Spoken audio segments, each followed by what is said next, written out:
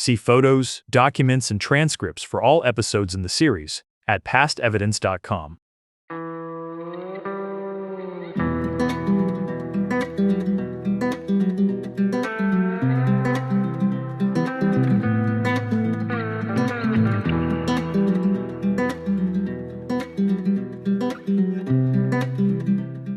San Antonio, Texas, May 29, 1979. The morning sun casts long shadows across the manicured lawns of the Chateau Dijon. It's a name that aspires to French elegance, but the architecture is pure 1970s American suburbia. Sturdy brick townhomes, neatly trimmed hedges, covered carports. It's a place of quiet success, a community of doctors, oil executives, and prominent lawyers. The kind of place where nothing truly bad is ever supposed to happen. The air is warm, thick with the promise of a hot Texas day. The only sounds are the cooing of morning doves and the distant drone of early traffic on the Loop 410 freeway. Inside one of the townhomes, a 63-year-old man is following the precise rituals that have governed his life for decades. His name is John Howland Wood, Jr. He is a man of rigid habits and unshakable convictions. Just after 8:30 a.m., he walks out of his front door. He's dressed impeccably in a dark, conservative suit, a crisp white shirt, and a perfectly knotted tie. He carries a leather briefcase. His wife, who he always kissed goodbye, watches from the door. It's a scene of domestic tranquility that is played out thousands of times. He walks along the paved path toward his car, his footsteps echoing faintly in the morning stillness. He gets into his gray Buick sedan, a sensible car for a sensible man. He is due in court. He has a docket to manage, sentences to hand down. He will never make it. From a vantage point across the driveway, hidden in a thicket of overgrown brush, another man is watching. He's not a resident. He doesn't belong here. He is a predator who has stalked his prey with chilling patience. He raises a high-powered hunting rifle to his shoulder, the cold metal a stark contrast to the warm air. He squints, looking through the telescopic sight. He sees Judge Wood get out of the sedan again. The engine wouldn't start. The world narrows to the man in the crosshairs who is leaning across the front seat to retrieve his suitcase. A single shot, it's all it takes. The bullet, a .240 Weatherby Magnum, finds the judge's back and tears through his body. For a few heartbeats there is only silence. The birds have stopped singing. But the quiet of the morning is shattered, not just for that suburban street in Alamo Heights, but for the entire country. Because Judge John H. Wood, Jr. was not just any judge. He was a United States federal judge appointed for life. A symbol of the bedrock of American law. And this was not just a murder, it was an assassination. The first assassination of a federal judge in the 20th century. It was a message, sent with a single, devastatingly accurate bullet. No one is untouchable. It was an act of war against the judicial system itself, and it would trigger one of the largest, most complex, and most fascinating manhunts in the history of the FBI. This is a story about a judge who believed in order in a world of chaos. It's a story about a charismatic, cocaine-fueled drug lord who saw the law as just another obstacle to be removed. And it's a story about a cold-blooded professional killer, a gentleman hitman whose own son, improbably, would one day become one of the most famous and beloved actors in the world. This is the story of the hunt for the killer of Maximum John.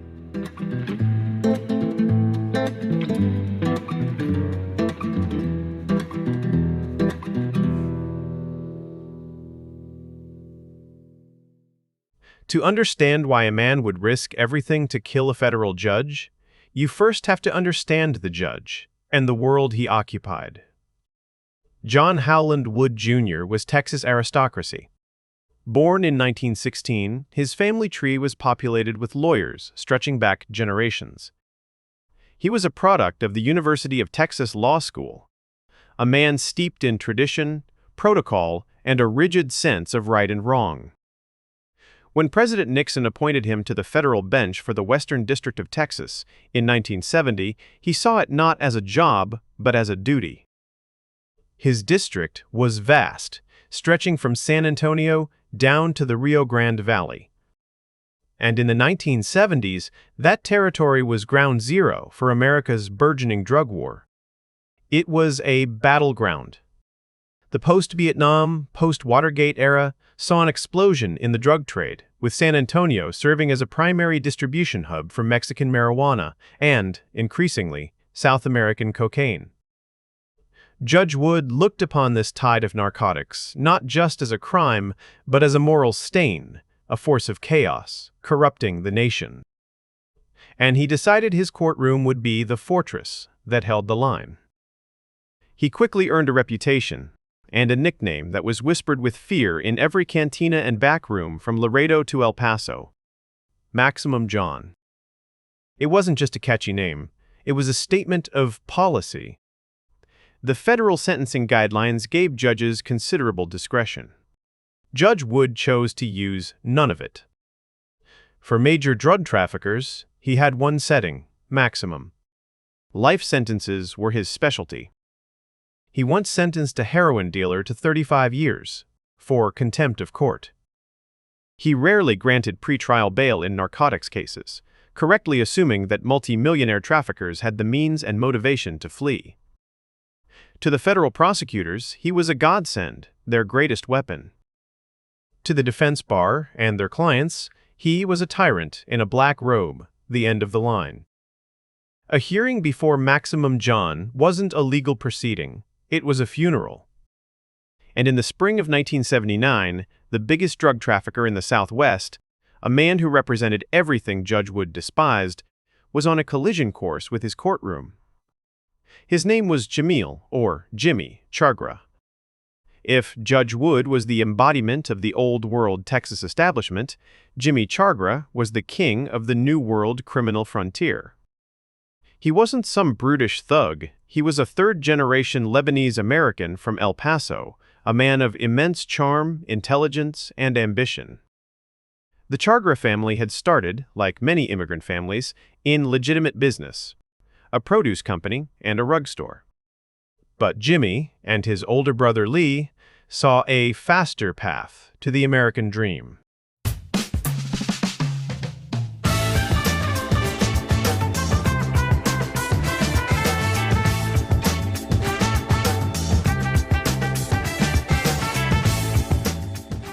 They started smuggling marijuana from Mexico, and they were brilliant at it.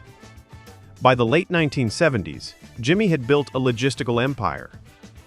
He had fleets of airplanes, sophisticated communication systems, and a network of distributors that spanned the country. He graduated from bulky marijuana to high-profit cocaine, and his fortune exploded into the tens of millions. And he lived like it. Jimmy Chagra was a legend in Las Vegas. In an era of flamboyant high rollers, he was the main attraction. He would stride into Caesar's palace, his entourage in tow, and drop hundreds of thousands of dollars at the craps table without flinching. The casinos loved him. They gave him the best suites, flew him in on private jets, and comped his every whim. He bought his wife, a striking Vegas showgirl named Elizabeth, everything she could ever desire. He was a folk hero in his hometown of El Paso, known for his generosity and charm. He was the CEO of a vast illegal conglomerate, and he was living a life of unimaginable luxury. But the bigger the empire, the more attention it draws. A massive federal drug investigation, codenamed Operation Tri-State, had been meticulously building a case against the Chagra organization for years. In February 1979, the hammer finally fell. Jimmy was indicted on federal charges of masterminding a continuing criminal enterprise, the so-called Kingpin statute. It was a charge designed specifically for men like him. And the judge assigned to preside over his trial in Austin that coming summer was John H. Wood, Jr. Jimmy Chagra, the man who gambled for a living, immediately understood the odds. He wasn't just facing prison, he was facing maximum John. For a man like Chagra, a man whose entire identity was built on freedom, wealth, and adrenaline, a life sentence in a federal penitentiary was a fate worse than death. The party would be over. Forever. He panicked. His first move was through the system. His high-priced lawyers filed motion after motion demanding Judge Wood recuse himself. The argument was that Wood's maximum John reputation proved he was incapable of being impartial. They claimed he had a personal vendetta against drug defendants. Judge Wood, a man who prided himself on his integrity, was insulted. He denied every motion, writing that a judge shouldn't be disqualified for being tough on crime. He would not be moved. With his legal options exhausted, Chagra's desperation curdled into something darker. He turned to his younger brother, Joe Chagra. Joe was a criminal defense attorney in El Paso. He was smart, but he lacked Jimmy's swagger and nerve. He was part of the family business, but more as a consultant than an executive. He was the one Jimmy turned to when he needed a problem solved. In a series of frantic, hushed conversations, Jimmy laid out his terrifying calculus. Wood was going to convict him. Wood was going to give him life, and Wood would never, ever grant him bail. The trial was a formality. As Joe would later testify in a hushed courtroom, Jimmy looked at him and laid the proposition bare. The only way to stop the trial, the only way to avoid a life behind bars, was to kill the judge. For a moment, the sheer audacity of it hung in the air. This wasn't killing a rival or an informant. This was murdering a federal judge. It was an attack on the government itself. But Jimmy Chagra, the ultimate gambler, had decided to go all in. He told Joe to find him a hitman. Joe Chagra, the lawyer, the legitimate brother, was now tasked with procuring an assassin. He put out feelers through his network of shady clients and underworld contacts. He needed someone reliable, professional, and discreet. The name that came back was a legend in the Texas criminal underworld: Charles Harrelson. Charles Void Harrelson was a killer, but he was no thug. He was a former Navy man, possessed of a disarming charm.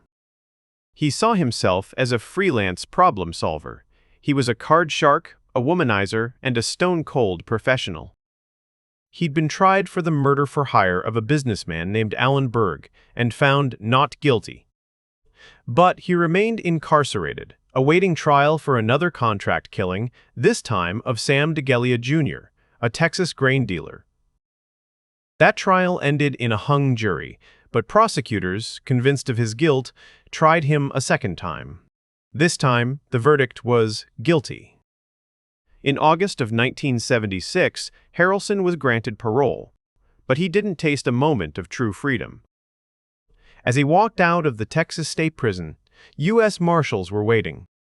They immediately took him into custody and transferred him to the federal penitentiary at Leavenworth, Kansas, to complete an older sentence for a prior firearms charge. Finally, in 1978, he was released again. A free man, he returned to Texas, his reputation as a formidable contract killer not just intact, but enhanced by his ability to navigate and survive the justice system. He was back on the market, looking for a lucrative contract, just as Jimmy Chagra was growing desperate. Joe Chagra arranged a meeting.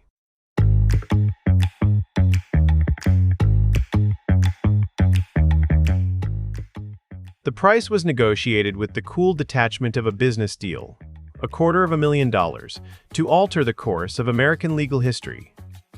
The deal was struck. Harrelson went to work with the meticulousness of a craftsman.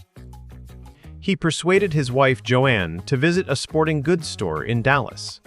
There, using the possibly ironic alias Faye King, she purchased a Weatherby .240 caliber rifle. It was a hunter's weapon, known for its incredible accuracy over long distances. In mid-May of 1979, he drove to San Antonio and checked into a motel. Then he began to stalk Judge Wood. He was a ghost in the affluent suburbs. He learned the judge's routine, a creature of habit. He knew Wood lived at the Chateau Dijon. He knew which car he drove. He knew the precise time he left for the courthouse each morning. He meticulously scouted the area, walking the grounds, looking for the perfect sniper's nest. He found it in a patch of unkempt brush and mesquite trees across a small field from the judge's parking spot. It offered a clear, unobstructed line of sight of about 150 yards and, crucially, an easy escape route to the nearby freeway. On the night of May 28th, Memorial Day, all the pieces were in place. Jimmy Chagra was very publicly losing money at the craps tables at Caesar's Palace in Las Vegas, building an ironclad alibi. Joe Chagra was in El Paso, nervously waiting by the phone. And Charles Harrelson was in San Antonio, the rifle by his side, waiting for the sun to rise. The next morning, he was in position before the first residents had picked up their newspapers. He watched as Judge Wood emerged, said goodbye to his wife, and began his final walk. Harrelson raised the rifle, the stock fitting snugly against his shoulder. He looked through the scope. He watched the judge walk towards his car. He waited for a clear shot. He controlled his breathing. He gently squeezed the trigger. Harrelson didn't linger. He knew his shot was accurate. He lowered the rifle, slipped back through the brush to his car, and was gone, merging into the morning traffic. Just another anonymous vehicle on the Texas highway. He'd earned his fee. He'd done the unthinkable.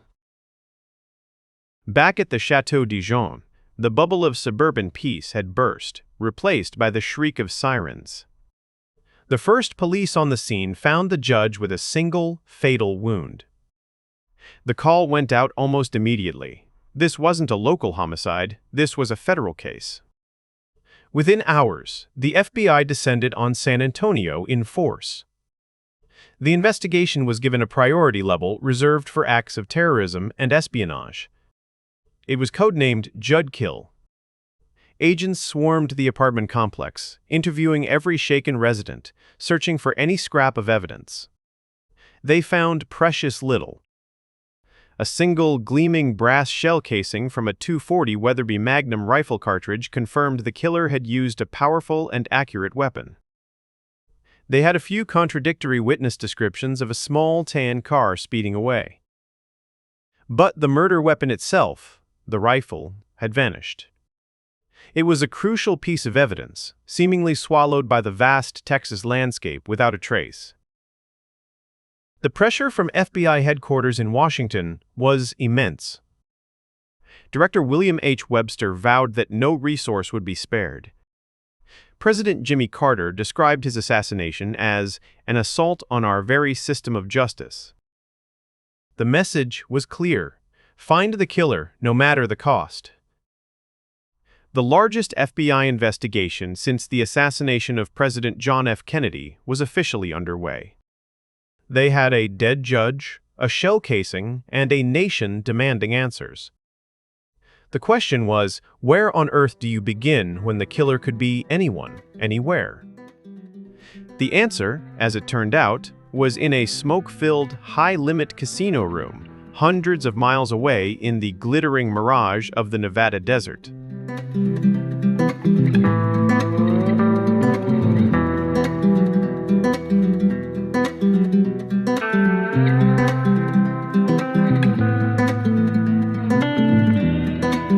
In the initial days of the Judkill investigation, the FBI was drowning in a flood of information and misinformation. The assassination of a federal judge was a national trauma, and the tip lines rang off the hook. Was it the work of the mafia, a lone extremist? Agents chased down hundreds of leads, each one a potential path to the truth that ultimately dissolved into a dead end. They meticulously cataloged every threat ever made against Judge Wood, interviewing dozens of disgruntled inmates he had sent to prison. The investigation was a sprawling, frustrating search for a needle in a haystack the size of Texas. But amidst the noise, one signal came through, faint at first, then stronger. Informants in the criminal underworld, and even some law enforcement sources, kept whispering the same name: Jimmy Chagra. The motive was so obvious, it was almost blinding. Of all the criminals in the United States, none had more to gain from Judge Wood's sudden death. Chagra had the means, the money, and the absolute desperation. His trial was just weeks away. The assassination wasn't revenge, it was a preemptive strike. While Chagra's alibi, being seen by hundreds of people gambling in Las Vegas, was solid, the FBI knew that men like him operated through layers of insulation. They don't pull the trigger, they sign the check. Jimmy Chagra became suspect number one.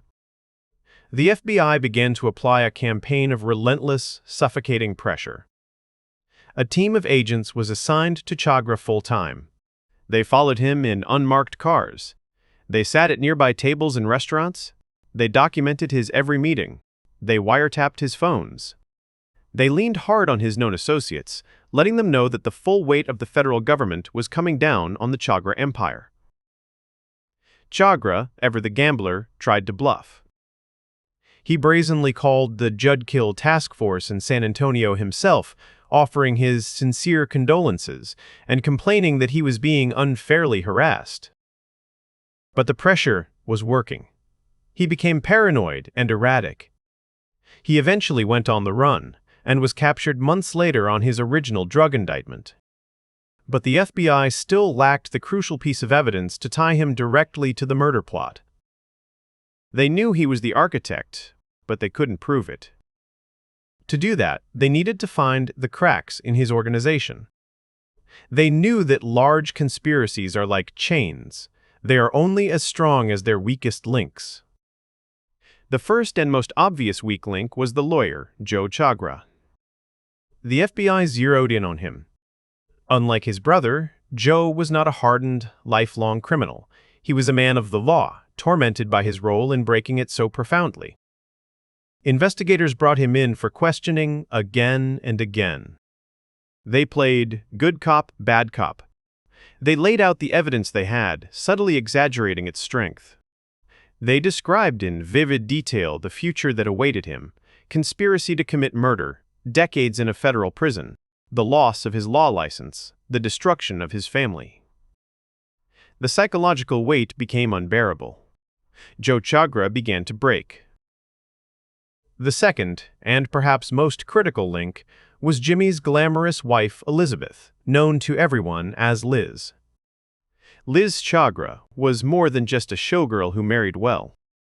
She was tough, smart, and fiercely, blindly loyal to her husband. After the assassination, Jimmy needed to pay Harrelson the $250,000 fee.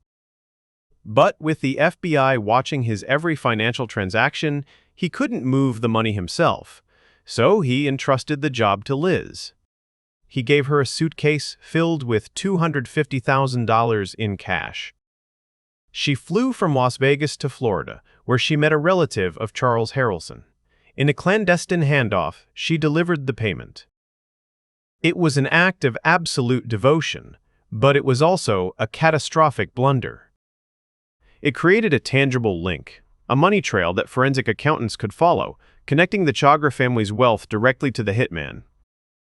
The FBI now had leverage on Joe and a money trail pointing towards the killer. And through Joe Chagra's increasingly detailed cooperation, they finally had the killer's name confirmed: Charles Harrelson. Finding a professional ghost like Harrelson was a challenge in itself. He moved constantly, using aliases, never staying in one place for long. But the FBI's net was tightening. They tracked his movements, intercepted communications, and finally, in September of 1980, more than a year after the assassination, Texas Rangers located him. His arrest was not a quiet affair. It was a scene of pure, cocaine-fueled Texan madness. The officers spotted him on a highway and pulled him over. Seeing them, Harrelson panicked. He put a pistol to his own head, threatening to kill himself. What followed was a bizarre 6-hour standoff, all of it captured on police audio tape.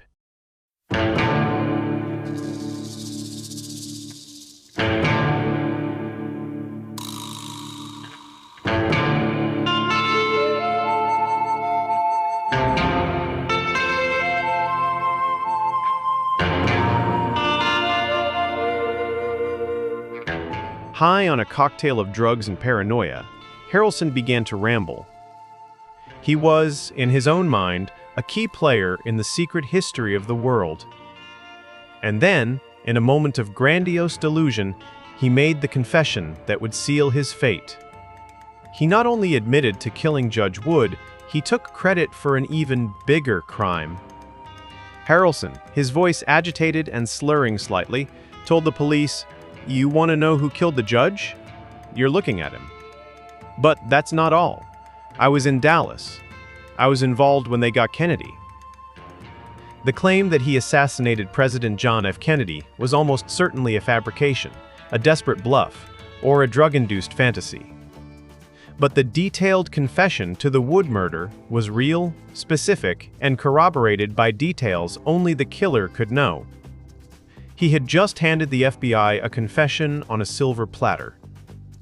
When he finally, peacefully surrendered, the FBI had their triggerman.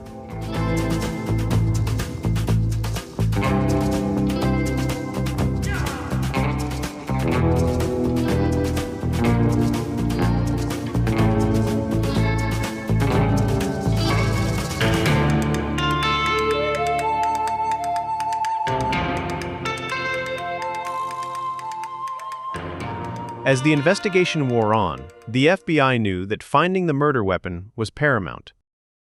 It was the one piece of physical evidence that could directly tie the triggerman to the crime scene. For nearly 2 years, the rifle remained elusive. Then, in early 1981, they got the break they had been waiting for. During a search of Joe Chagra's home in El Paso, investigators found a hand-drawn map. It was crude, but its purpose was clear. It was a map leading to the spot where the components of the murder weapon had been discarded. The map led the authorities to a lake outside Dallas. A massive operation was launched. Scores of federal agents and highly trained Navy frogmen descended on the area, meticulously searching the murky water. They grid-searched the lake bed, their expensive equipment probing the mud and silt. But after days of fruitless, costly effort, the search was called off. They found nothing. The map, it seemed, had led them on a wild goose chase. And then, just 5 days later, a break arrived in the most unexpected form. It didn't come from a federal agent or a high-tech search.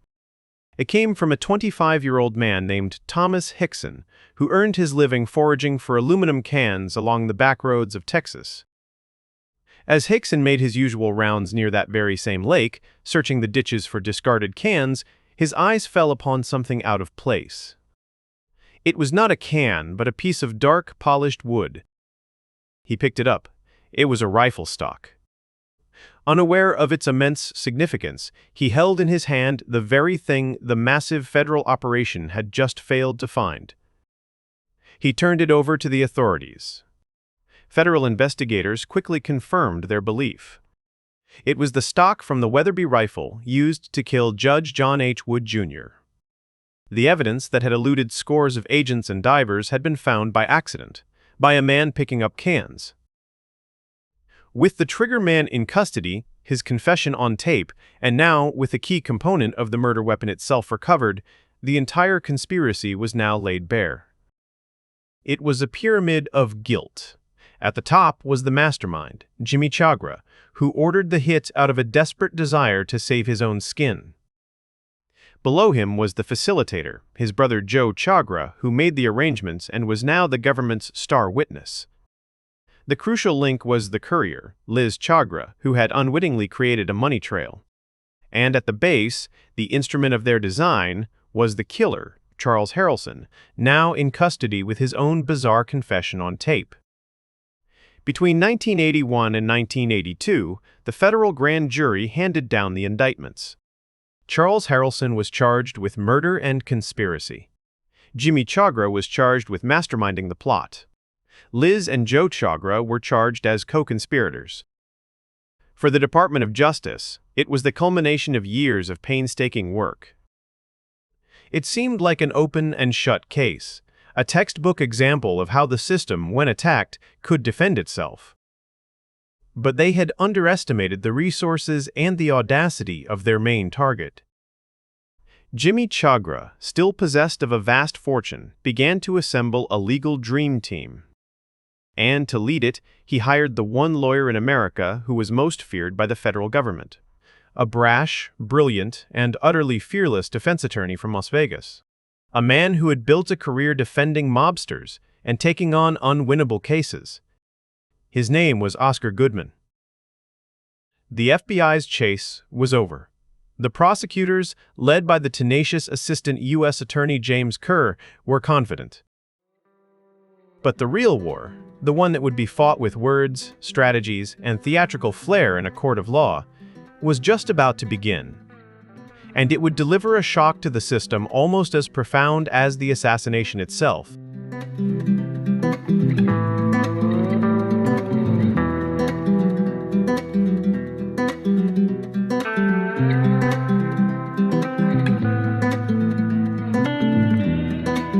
The first trial, in the autumn of 1982, was that of Charles Harrelson, his wife Joanne, and Liz Chagra. Jimmy Chagra was tried separately because Joe wouldn't testify against his brother, but had agreed to testify against the others. The three accused sat in a federal courtroom in San Antonio, the very city where the murder had taken place. Charles Harrelson was not the wild-eyed, paranoid man from the roadside standoff.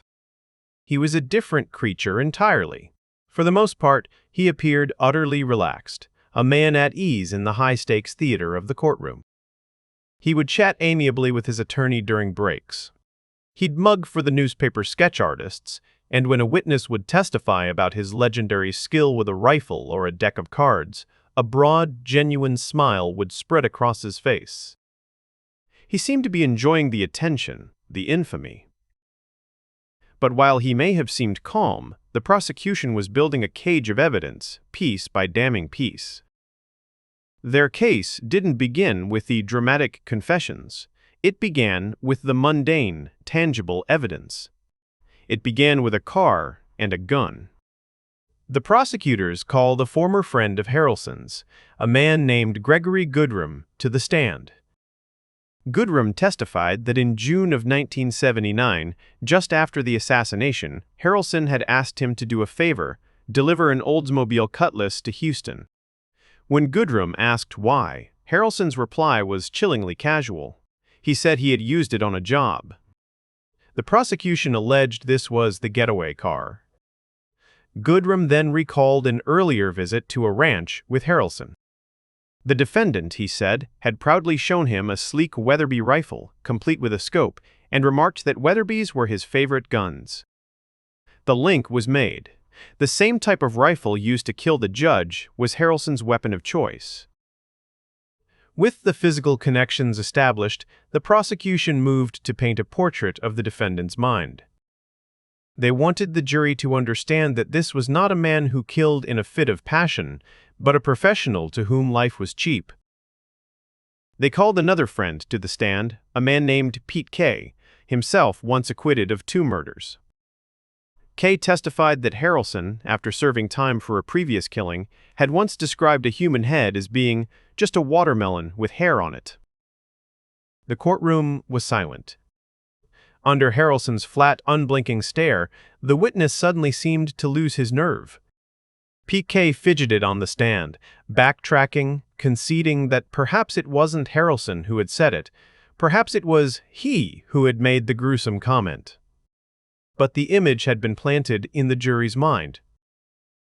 The prosecution's next witness, a wealthy rancher and former heroin addict named Hampton C. Robinson III, had no such reservations. He testified that Harrelson had boasted to him that, "Killing people and getting away with it is my long suit." He told the jury Harrelson had a detached, philosophical view of the Wood assassination, claiming the judge didn't get killed, he committed suicide by the way he sentenced people.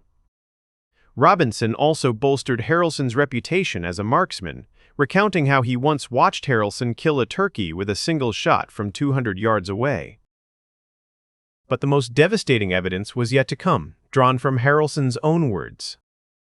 First, an FBI agent took the stand to read from what was described as a sort of memoir written into an appointments calendar Harrelson had left with Hampton Robinson.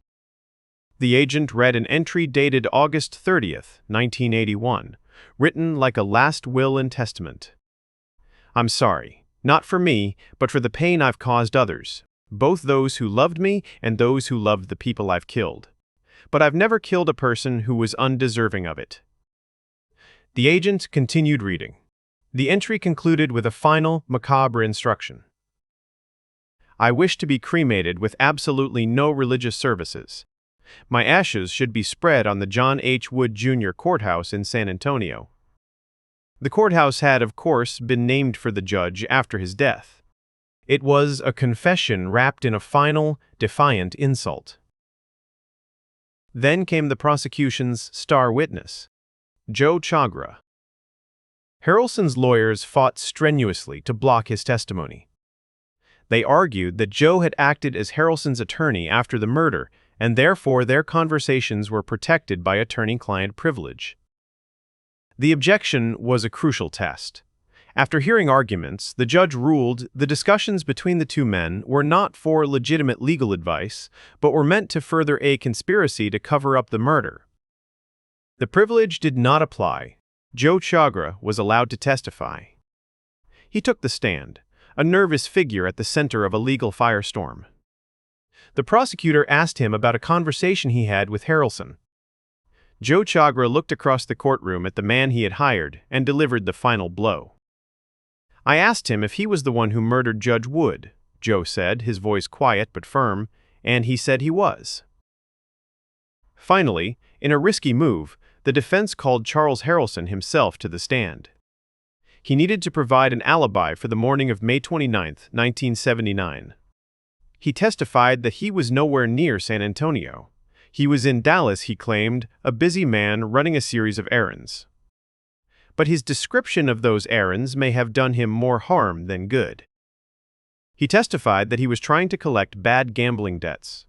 He was buying a cashier's check to pay for a car he'd bought under a false name.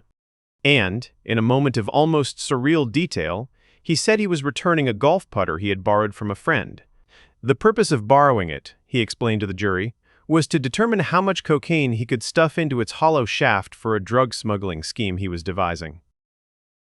It was an alibi built entirely on a foundation of other crimes. He was, in his own telling, a con man, a gambler, and a drug trafficker. The jury was left to decide if he was also a murderer. They didn't take long to make up their minds. The weight of the evidence, the car, the rifle, the testimony of his friends, his own diary, and his own confession to Joe Chagra was simply overwhelming. The jury deliberated for 18 hours at the end of an 11-week trial. They found Charles Harrelson and his two co-defendants guilty on all counts. Harrelson was sentenced to 2 consecutive life terms in federal prison. His wife Joanne received a 25-year sentence, and Liz Chagra was handed a term of 30 years. Justice, it seemed, was being served. The main event, the trial of the United States versus Jamiel Chagra, began in February 1983. This was an entirely different kind of contest. The defendant wasn't a cold-blooded killer, but a charismatic and popular crime boss. The venue was moved to Jacksonville, Florida, to escape the intense media saturation in Texas. And the defense table was anchored by the larger-than-life Las Vegas attorney, Oscar Goodman. This was the trial the Department of Justice had been building towards for years. This was their chance to prove that no one, no matter how rich or powerful, could get away with murdering a federal judge. But the prosecution, for all its confidence, faced a colossal challenge. Their case against Jimmy Chagra was a house of cards balanced on a single point: the testimony of Joe Chagra. Against Harrelson, Joe's testimony was supported by a mountain of corroborating evidence. But against Jimmy, There was no confession tape. There was no damning diary. There were no eyewitnesses who could tie Jimmy directly to the plot. The government's entire multi-million-dollar case rested on whether the jury would believe one brother's word against the other. And Jimmy Chagra's lawyer, Oscar Goodman, knew that was a weakness he could exploit. Goodman's strategy was brilliant and audacious. He wouldn't just defend his client, he would effectively prosecute the government's star witness.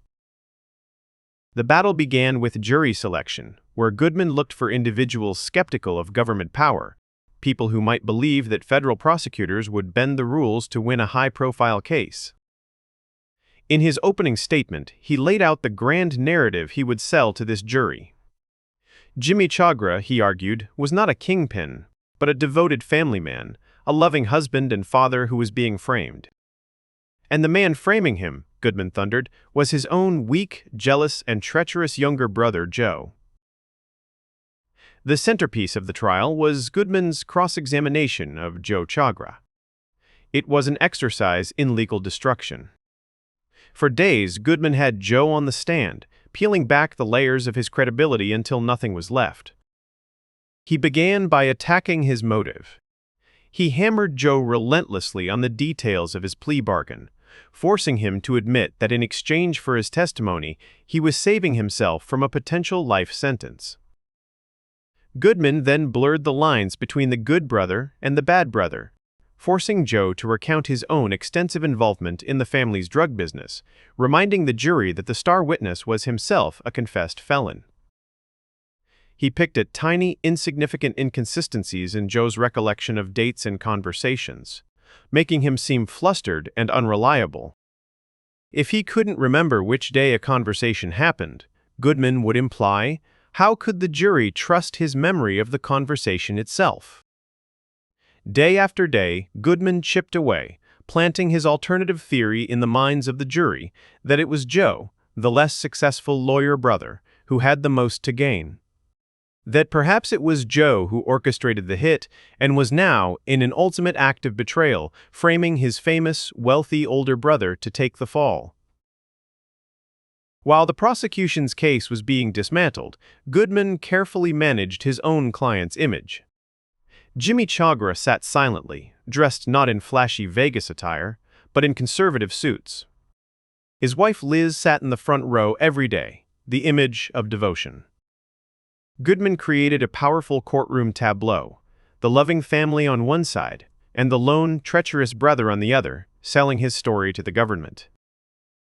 The prosecution tried to fight back, to rehabilitate their witness, to remind the jury of the sheer logic of their case, that only Jimmy had the motive and the money to order the hit. But Goodman had successfully muddied the waters. He had transformed the trial from a referendum on Jimmy Chagra's guilt into a referendum on Joe Chagra's character. In his closing speech, Goodman argued that the government was asking the jury to convict a man and send him away for life, based on nothing more than the word of a single, compromised, admitted felon who had been given the deal of a lifetime. "They have not met their burden," he declared. "They have not brought you proof beyond a reasonable doubt. They have only brought you Joe Chagra." The jury deliberated for 13 hours. The prosecutors waited, hoping the jury would see through the defense's theatrical performance. Finally, the jury returned. The courtroom held its breath as the foreman handed the verdict to the clerk. On the charge of conspiring to murder Judge John Howland Wood, Jr., not guilty.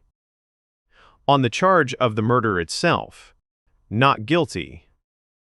A gasp, then a wave of stunned murmurs swept through the courtroom. Oscar Goodman put his arm around Jimmy Chagra. The government prosecutors sat frozen, their faces monuments of disbelief. Jimmy Chagra, the man who had set the entire bloody affair in motion, had walked.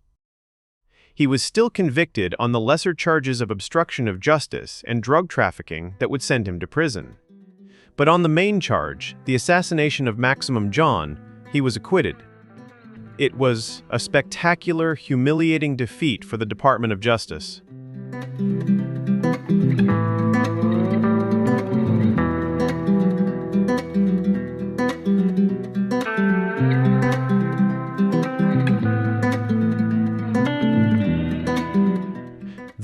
guilty verdict on the murder charges echoed like a second gunshot through the halls of the Department of Justice.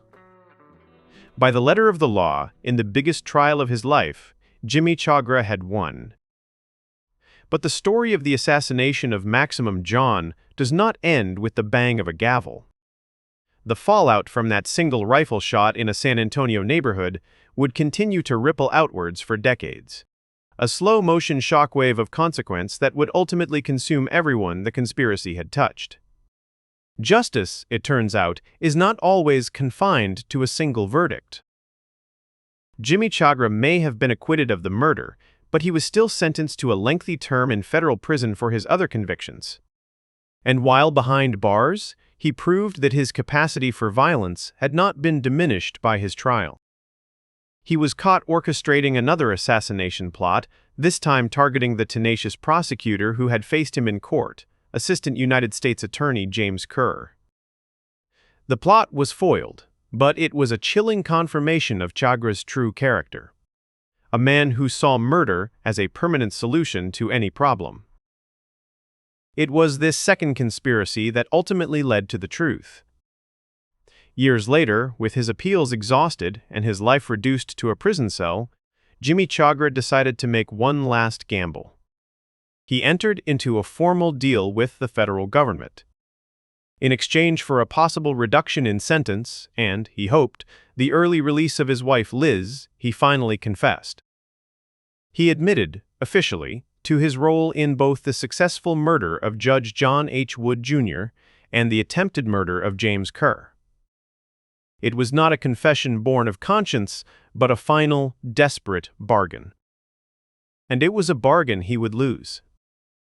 The deal was meant to save the woman who had been his most loyal soldier, the Vegas showgirl who had delivered the suitcase full of blood money out of unwavering devotion.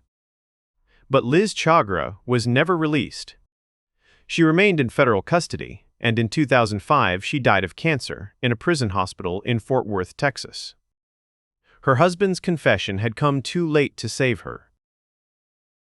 For Jimmy Chagra himself, the end was not a blaze of glory, but a slow, quiet fade into obscurity. He was eventually paroled in 2003. The man who once commanded a criminal empire and made casinos tremble spent his final years living under the alias James Madrid. He didn't disappear into a comfortable life provided by witness protection, as was often rumored. His sister would later state he was never in the program. Instead, he lived in a trailer camp in Mesa, Arizona, a ghost of his former self. In 2008, Jimmy Chagra died of cancer, a quiet, ignominious end for a man who had once burned so brightly. The man he hired, Woody Harrelson, never saw a day of freedom. His life in prison was as audacious as his life on the outside. He was not an inmate who faded away. On July 4, 1995, Harrelson and two other inmates at the Atlanta Federal Penitentiary attempted a brazen escape. They fashioned a makeshift rope and were scaling a perimeter wall when a warning shot was fired from a prison tower. The trio surrendered, their desperate bid for freedom ending at the foot of the wall. Harrelson died of a heart attack in his cell at the Supermax prison in Colorado in 2007, at the age of 68, in the most secure prison in America. After his death, his sons, including the actor Woody Harrelson, inherited boxes of papers he had compiled, the raw material for a memoir he hoped would one day be published. In those pages, he finally admitted the truth of his life's work. He confessed to being involved in dozens of killings, stretching back to the 1960s. His role, he claimed, was often as a driver or planner, but he admitted to being the primary assassin in at least 6 murders. His reputation was not a myth, it was an understatement. And the collateral damage continued to spread. Joe Chagra, the lawyer brother, caught between family loyalty and the law, served 6.5 years of his 10-year sentence. After his release, a man stripped of his profession and his family's trust, he tried to build a new life. But in December 1996, at the age of 50, he died from injuries sustained in an automobile accident. a sudden, tragic end for the man who served as the linchpin of the entire conspiracy. In the end, no one escaped. The hitman died in the nation's most secure prison. The mastermind died in a trailer park. The loyal wife died in a prison hospital. The lawyer brother died on a highway. A courtroom may have delivered an imperfect verdict, but karma, perhaps, was more patient, and its aim was true.